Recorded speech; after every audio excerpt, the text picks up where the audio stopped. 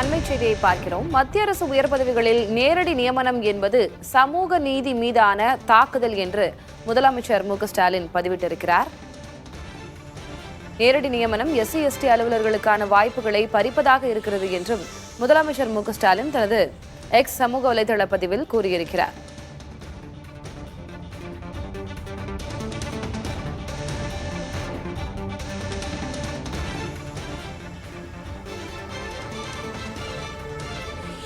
மத்திய அரசு உயர் பதவிகளில் நேரடி நியமனம் என்பது சமூக நீதி மீதான தாக்குதல் என்று கண்டனம் தெரிவித்து பதிவிட்டிருக்கிறார் முதலமைச்சர் மு.க.ஸ்டாலின்.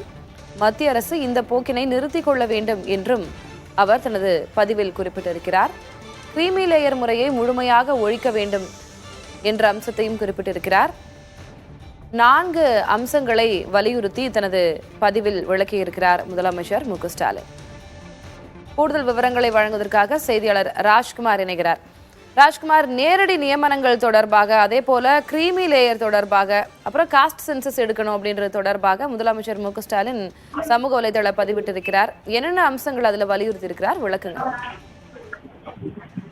திலகவதி, முதலமைச்சர் மு.க.ஸ்டாலின் பதிவிட்டிருக்கக்கூடிய அந்த பதிவில் மத்திய அரசு பணியாளர் தேர்வாணையம் மூலமாக சமீபத்தில் லேட்டல் என்ட்ரி எனப்படும் நேரடி நியமனம் மூலமாக உயர் அதிகாரிகளை நியமிக்கக்கூடிய அந்த நடவடிக்கையை கைவிட வேண்டும் என்று வலியுறுத்தியிருக்கிறார். குறிப்பாக மத்திய அரசு மேற்கொண்டிருக்கக்கூடிய இந்த நடவடிக்கையில் 10 இணை செயலாளர்கள் மற்றும் 35 இயக்குநர்கள் அல்லது துணை செயலாளர் பணியிடங்களை நிரப்புவதற்கு அதற்கான நடவடிக்கையை மத்திய அரசு எடுத்திருக்கிறது என்று இந்த நடவடிக்கைக்கு முதலமைச்சர் மு.க.ஸ்டாலின் எதிர்ப்பு தெரிவித்திருக்கிறார்.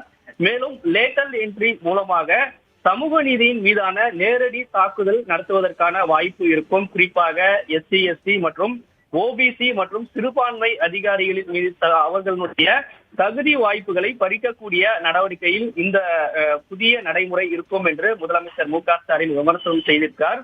மத்திய அரசு இந்த நடைமுறையை நிறுத்த வேண்டும் என்றும் ஓபிசி மற்றும் எஸ்சி/எஸ்டிக்களுக்கான பின்னடைவு காலி இடங்களை நிரப்புவதற்கு முன்னுரிமை அளிக்க வேண்டும் என்று வலியுறுத்தியிருக்கார். அது மட்டும் இல்லாமல் நியாயமான மற்றும் சமமான பதவி உயர்வுகளை உறுதி செய்வதற்கான நடவடிக்கை எடுக்க வேண்டும் என்று முதலமைச்சர் மு.க.ஸ்டாலின் அந்த பதிவில் வலியுறுத்தி இருக்கிறார். திலகவதி, நன்றி ராஜ்குமார்.